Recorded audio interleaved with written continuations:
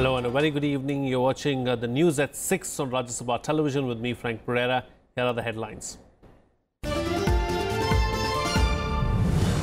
On a two-day visit to India, Japanese Prime Minister Shinzo Abe arrives to a grand welcome in Ahmedabad. Prime Minister Narendra Modi accompanies him on a cultural roadshow from the airport to Gandhi Ashram.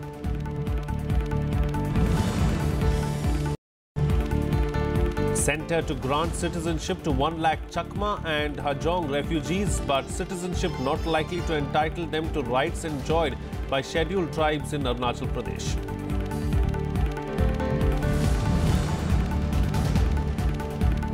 Finance Minister Arun Jaitley says 30 crore families got bank accounts since the launch of India's Jan Dhan Yojana.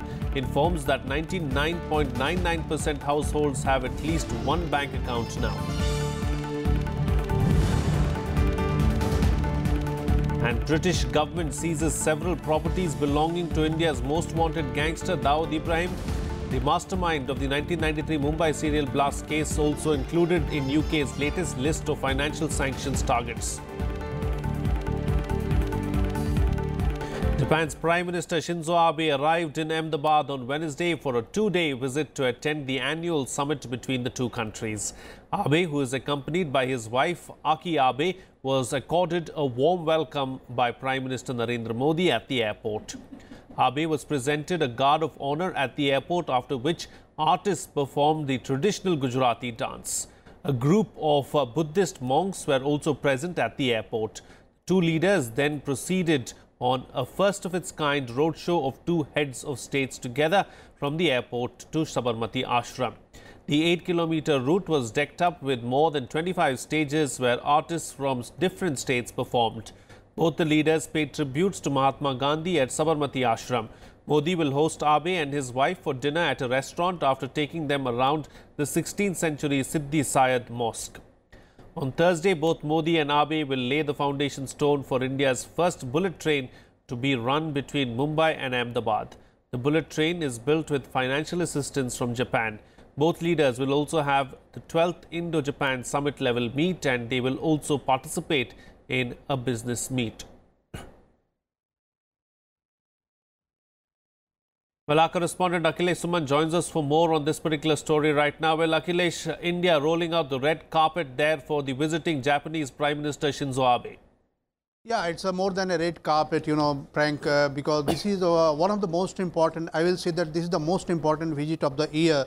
The way Shinzo Abe and Prime Minister Narendra Modi has his chemistry. When last year Prime Minister Modi went there, and Shinzo Abe and he himself traveled in the bullet train.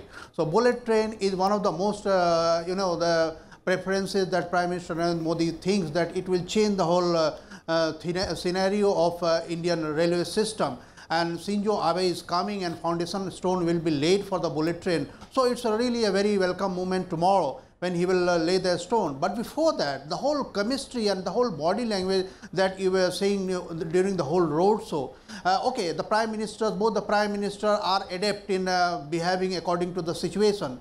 But Shinzo Abe's wife, you might be seeing that she was taking photographs from her mobile phone everywhere and anywhere it was possible. So this is very comfortable situation for his Shinzo Abe's wife, because you remember when President Donald Trump was there in Tokyo, then Shinzo Abe's wife was reluctant to talk to him, but she was looking very comfortable. So this is how Prime Minister Narendra Modi attracts the world leaders, creates a bonhomie with them, and also tries to create a situation that the whole delegation feels very comfortable. And this was on display today, Frank. Indeed, that was on display, and we saw, both the Prime Ministers talking candidly and speaking to each other and enjoying every bit of their journey on the 8-kilometre open car drive there that we saw on the pictures. But, as far as tomorrow's agenda is concerned, Akhilesh Suman, what's going to top the agenda apart from the bullet train? Both leaders are to meet for their summit-level talks. Strategic partnership on the cards tomorrow? Yeah, naturally, see, the type of regional imbalance has been created for last many years due to the, you can see that bullying tactics of China in this whole region, South China Sea region also. You can also see that China is trying to influence all South Asian nations, including Afghanistan. So this is type of monopolistic tendency is coming from China. And Japan, you know, that one of the major countries in the whole area, Asia, but not having so big population and also not so big geography. India and Japan are trying together to come together, and the confidence between each other is increasing by every year. So, you know, that Malabar exercise is one of the major displays, and you know that recently this exercise has done, and in the Doklam issue, you also saw that Japan was very forthcoming. So, in a way that you can see that regional issues will be one of the most prominent talks between the two prime ministers. And other than that, you know that there is a amphibious aircraft, that is a fighter aircraft that is very important for Indian Navy. I think that at least 12 amphibious aircraft sale will be talked about. And when Defence Minister Arun Jaitley was recently in Tokyo for defence talks, it was almost decided. So it will be very interesting to see that whether tomorrow this is announced or not. So other than 12 amphibious aircraft, there is also effort that 18 aircrafts will be made in India under the Make in India program. So this is very, you know, that very ambitious relationship that is going on between India and Japan.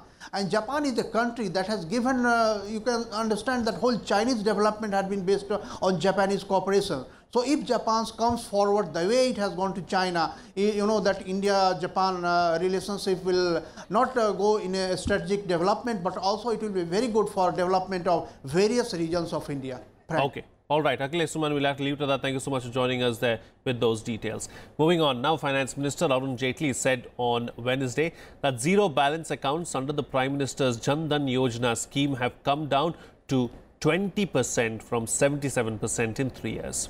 Speaking at a conclave on financial inclusion, Jaitley stressed that even remaining accounts will become operational with the expansion of direct benefit transfer. Here's more.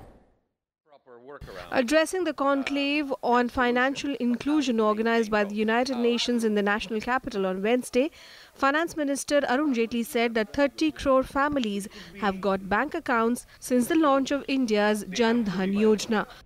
Jaitley asserted that about 42% of households were unbanked before the scheme, and now 99.99% households have at least one bank account.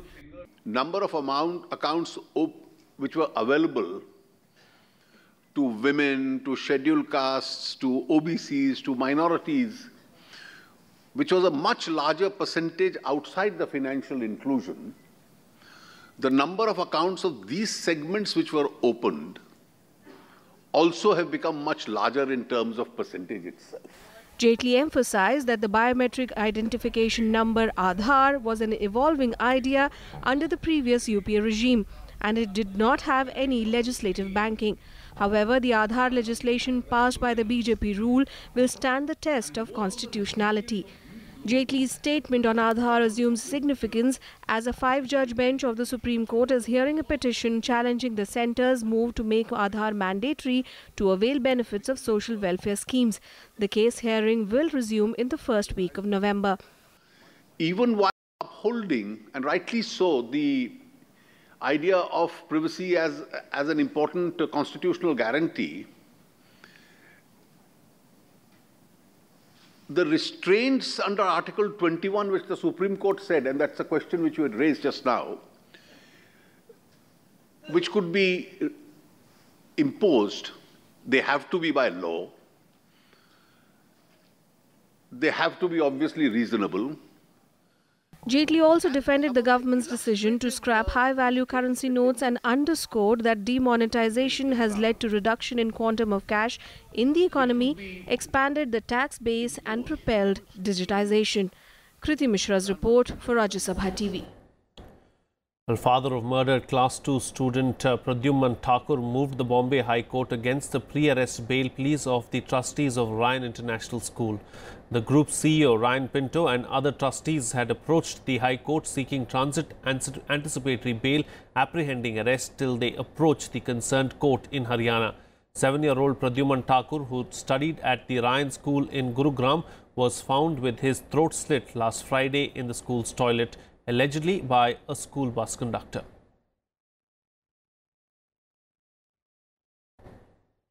Well, it's time for a short break now, but news and updates will continue on the other side. Stay tuned. We'll be right back.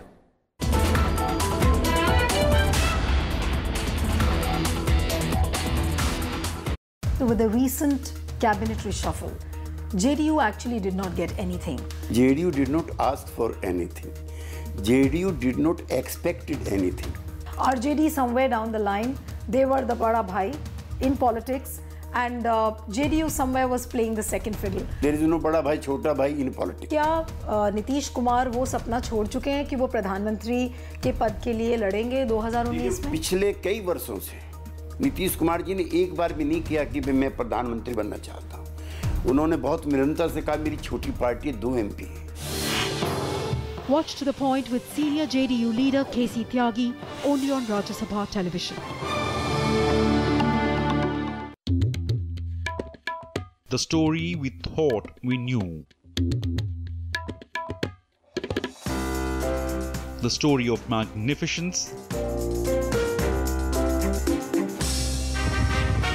The story of bloody battles.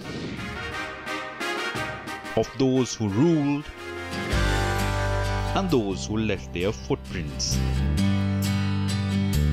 The story charting the course of our past. Talking history on Rajya Sabha TV.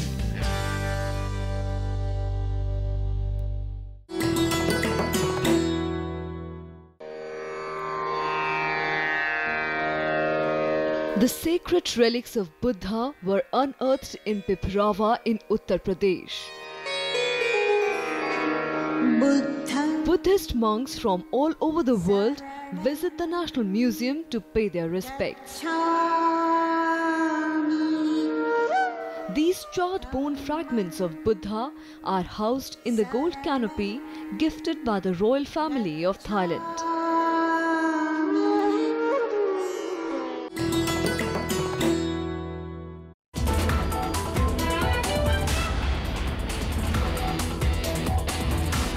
Welcome back. You're watching Rajya Sabha television. Well, the Home Ministry has cleared the citizenship for over 1 lakh Chakma, Hajongs, Buddhists and Hindus who fled to India in the 1960s.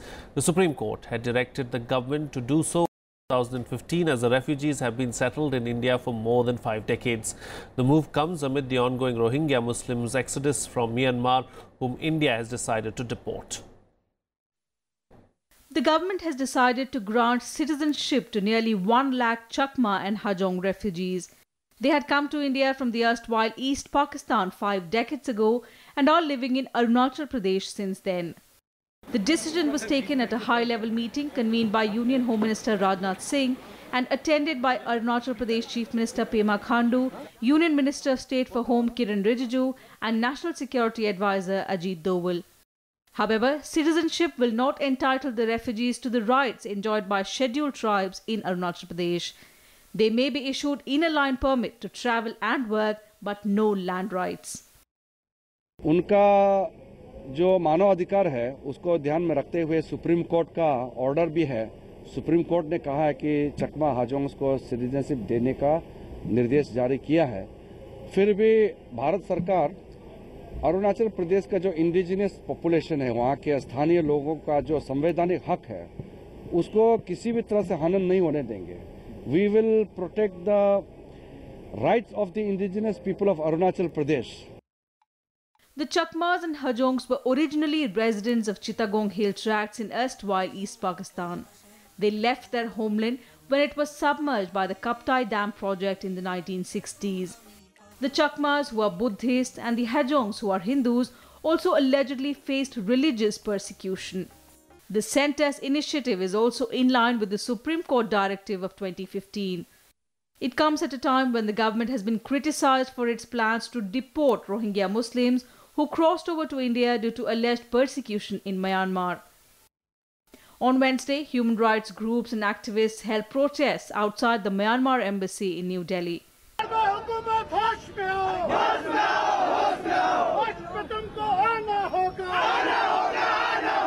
शरणार्थियों की समस्या एक humanitarian crisis है। इस पर इस मुल्क में एक रवायत रही है, गांधी नेहरू से लेकर आज तक। हम उन रवायतों को क्यों खत्म कर रहे हैं? नेशनल सेफ्टी सिक्योरिटी के नाम पे लीगैलिटी आप लगाइए, लेकिन ह्यूमैनिटेरियन क्राइसिस पे जो हमारा पक्ष रहा है सन 50 से लेकर अब तक, उसके साथ छेड़छाड़ हो रही है। वो हमें हिंदुस्तानी होने के कारण कचोट रहा है। India should have a comprehensive policy on refugees, and issues must be addressed on humanitarian ground as a matured, civilized nation. The centre maintains the influx of Rohingya migrants undermines the country's security. Minister of State for Home Affairs Kiran Rijiju also slammed attempts to brand India as a villain on the issue, saying it was a calibrated design to tarnish the country's image. The Home Ministry has also warned state governments that Rohingyas could be vulnerable to recruitment by terror groups. At present, the Rohingya refugees are concentrated in Jammu, Hyderabad, Haryana, Uttar Pradesh, Delhi NCR and Rajasthan. Bureau Report, Rajya Sabha TV. Well, as criticism of her handling of the Rohingya crisis grows, Myanmar State Councillor Aung San Suu Kyi has decided to skip the United Nations General Assembly next week. Around 370,000 Rohingya Muslims have fled Rakhine State since the outbreak of violence last month. The violence has triggered a humanitarian crisis in the region as the Rohingyas are fleeing to neighbouring Bangladesh and India. The crisis has piled intense global pressure on Nobel laureate Suu Kyi, with the UN describing it as ethnic cleansing. As the exodus of Rohingyas to Bangladesh continues, the United Nations has asked aid agencies to step up help operations.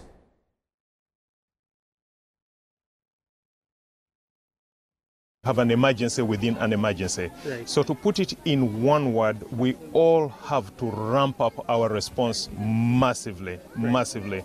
From food to shelter to the thousands of children that you see here, to the mothers, to getting people onto a path where they then start to reclaim the essentials of life. That, in a word, ramping up our response is why we have come here with my colleague from IOM. Well, even as European countries boost relief efforts in their Caribbean territories devastated by Hurricane Irma, aid rushed to hurricane-scarred Florida as residents began to move back to their homes and took stock of the devastation. The hurricane, which has now petered down, has left behind a trail of death and destruction. Category 5 storm Irma has left a massive trail of death and destruction in its aftermath.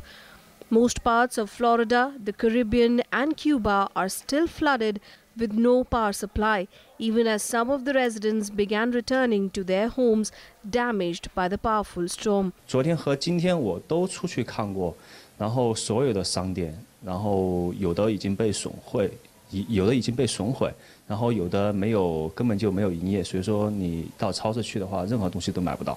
我现在就是因为只有瓦斯，然后所以说就会煎一些饼，然后或者是 The roof is off, and that seems to be the breaking point.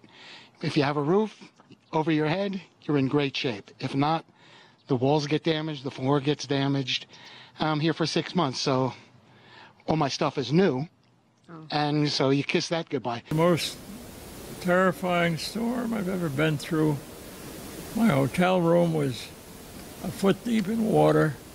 Other hotel rooms in the same building were totally destroyed. There was one person killed. And then I went to a friend's house and stayed there, and she has a small, well-protected place that was you know, not damaged much. But the fact is that that's the end of St. Martin's. Amid the relief and rescue operations, U.S. Marines and sailors delivered aid to hard-hit St. Thomas in the U.S. Virgin Islands by sea. St. Thomas was among the many Caribbean islands ravaged by Hurricane Irma over the last week. Many of the victims had been complaining about the lackadaisical response by the U.S. Department of State over Hurricane Irma, but the administration has refuted the charges and blamed media for false reportage. No attention by the government. I got to tell you something about the people of Puerto Rico. What big hearts you guys got, because our government did nothing. Nothing. People come out with machetes, offering bullets and saying there's more for you, breaking into houses, hurting people. One news outlet with unnamed former administration officials wrote a story claiming that the State Department wasn't doing enough and the State Department was too slow to act. What I can tell you is about 2,000 people have been evacuated from St. Martin. And we did that in a quick period of time as a storm was bearing down on us and another storm was immediately running behind. An already struggling Cuba has been pushed further back economically by Hurricane Irma. Irma was the strongest storm to strike the country in more than 80 years, ravaging infrastructure throughout the country, collapsing the power grid and damaging crops. Varadero es un polo importante, principal destino de sol y playa, y haber garantizado Varadero va a garantizar la continuidad de nuestro desarrollo económico. Con la cañería la naturaleza pudo porque fue muy fuerte, pero realmente nosotros los cubanos hemos demostrado la capacidad de recuperación por este nivel de organización y de planificación que tenemos para establecer las prioridades. Una vez que se hace la limpieza y empezamos ya a reponer todos esos recursos, realmente son de fácil recuperación, aunque hayan sido una afectación mayor que en otros polos. Meanwhile, New York City's iconic Empire State Building went dark on Tuesday to pay tribute to those affected by Hurricane Irma. Bureau Report, Rajya Sabha TV. Well, in other news now, the British government seized several properties belonging to India's most wanted gangster Dawood Ibrahim. Reports say that the properties are worth nearly $7 billion. Dawood owns a hotel in Warwickshire and other residential properties across the Midlands in the UK. The mastermind of the 1993 Mumbai serial blast case also appears on the UK's latest list of financial sanctions targets. Dawood has been based in Pakistan's Karachi for years. He is also listed as a global terrorist by the UN Security Council's ISIS and Al-Qaeda Sanctions Committee. Bharat सरकार की पहले से कोशिश रही है कि दाऊद इब्राहिम को दबोचा जाए। जहां भी कोशिश हुई है सरकार की तरफ से उस पर सख्ती से अमल हुआ है।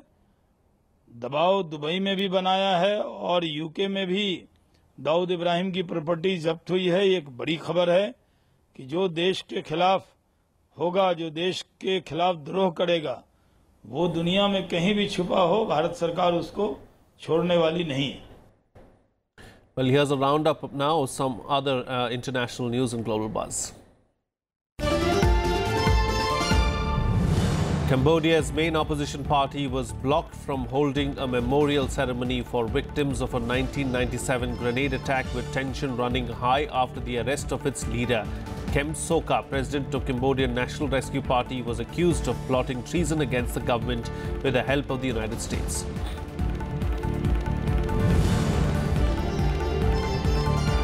Thousands of French people protested against President Emmanuel Macron's plans to loosen labour regulations. About 4 lakh people held demonstrations, protests in 180 places against a 36-measure reform intended to ensure equality, freedom and security for employers and employees. Hours after Parliament voted against the referendum, Iraqi Prime Minister Haider al-Abadi described the Kurdistan region's measure as unconstitutional. He said Kurds are continuing to illegally export Kirkuk's oil and called upon the leadership to come to Baghdad and conclude a dialogue.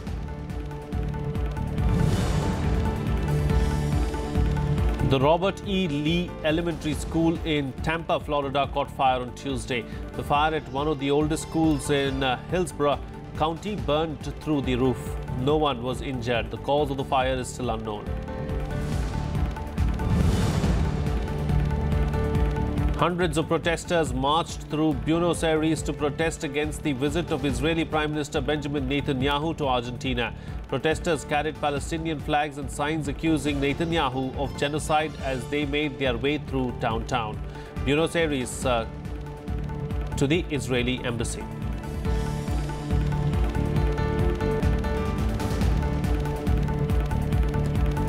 Well, that's it. But do stay tuned for the big picture on the other side of the short break.